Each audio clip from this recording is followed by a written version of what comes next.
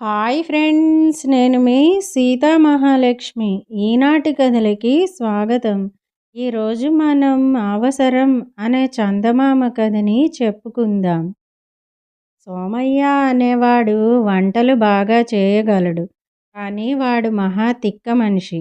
అందుకని సాధారణంగా ఎవరూ వాడిని వంట పనులకు పిలిచేవారు కాదు. సోమయ్య తండ్రి భీమయ్య వంటలు ఒక మాదిరిగా చేసినా అంతా ఆయన్నే పిలిచేవారు. తండ్రి సంపాదన బాగుండడం చేత సోమయ్యకు రోజులు బాగానే వెళ్ళిపోతుండేవి. ఆ ఊళ్ళో రాధానాథుడనే రైతున్నాడు. ఆయన కొడుక్కు రాజు కొలువులో ఉద్యోగం వచ్చింది. బంధుమిత్రులందరూ విందు భోజనం పెట్టాలని పట్టుబట్టారు. అన్ని ఏర్పాట్లు చేసుకున్నాక భీమయ్యకు జ్వరం వచ్చింది.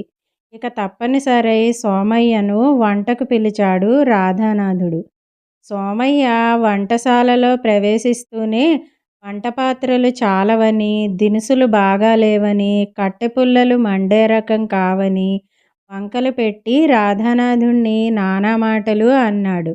వాడి విషయం తెలిసిన కారణంగా రాధానాథుడు అన్నీ భరించాడు.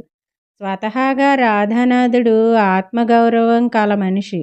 ఒకరిని మాట అనడు, ఒకరి చేత మాట పడడు.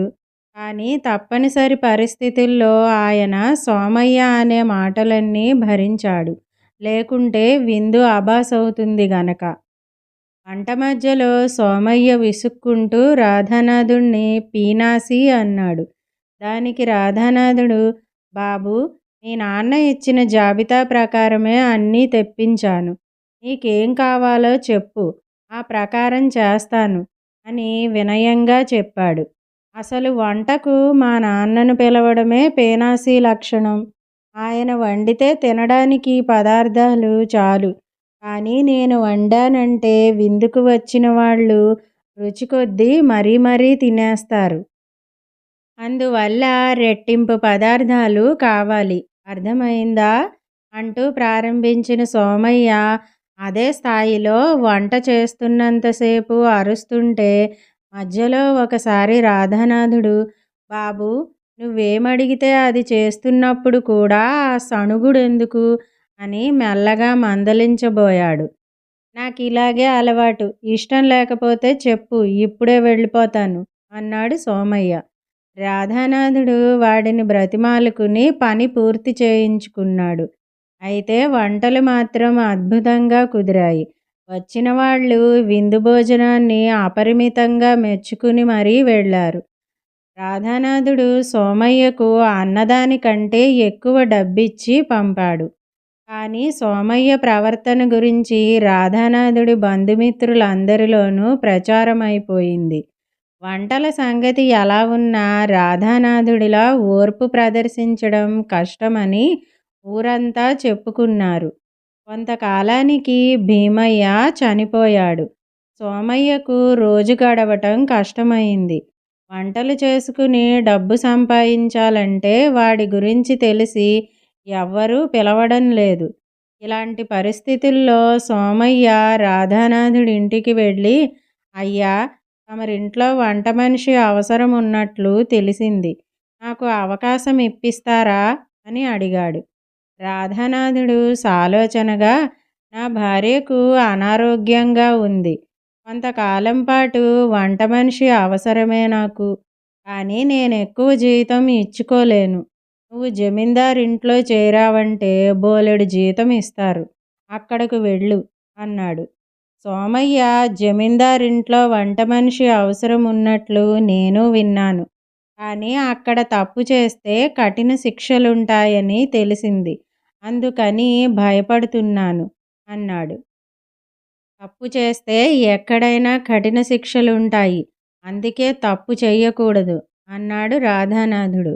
అది కాదండి, నాకు నోటి దురుసు బాగా ఎక్కువ, జమీందారు వద్ద అది సాగదు అన్నాడు సోమయ్య.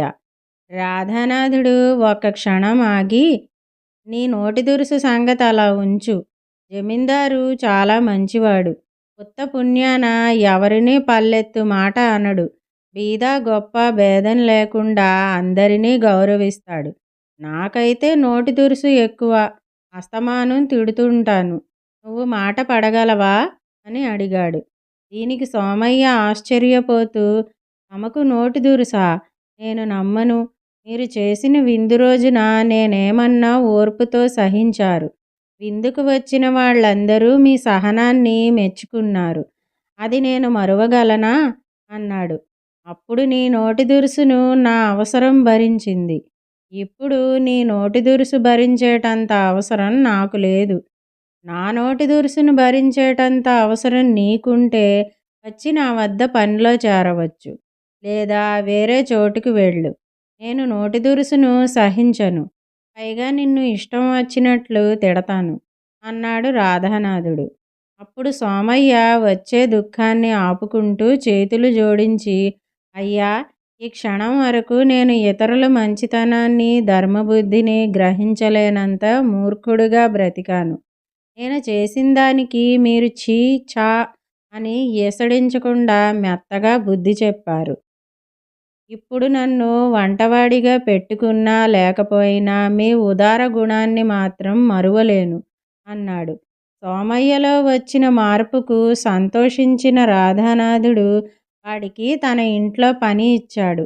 ఆనాటి నుంచి సోమయ్య అవసరానికి తగ్గట్లు అణకువగా ఉండడం నేర్చుకుని క్రమంగా మంచి పేరు తెచ్చుకుని రోజులు సుఖంగా వెళ్ళబుచ్చాడు. ఇదండి అవసరం అనే కథ. ఈ కథ గనక మీకు నచ్చినట్టయితే లైక్ చేయండి. ఈ కథను మీ స్నేహితులకు షేర్ చేయండి.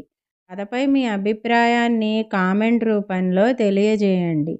మరిన్ని మంచి కథల కోసం మా ఛానల్ను సబ్స్క్రైబ్ చేసుకోండి. మళ్ళీ మరొక మంచి కథతో కలుసుకుందాం. అంతవరకు వింటూనే ఉండండి ఈనాటి కథలు.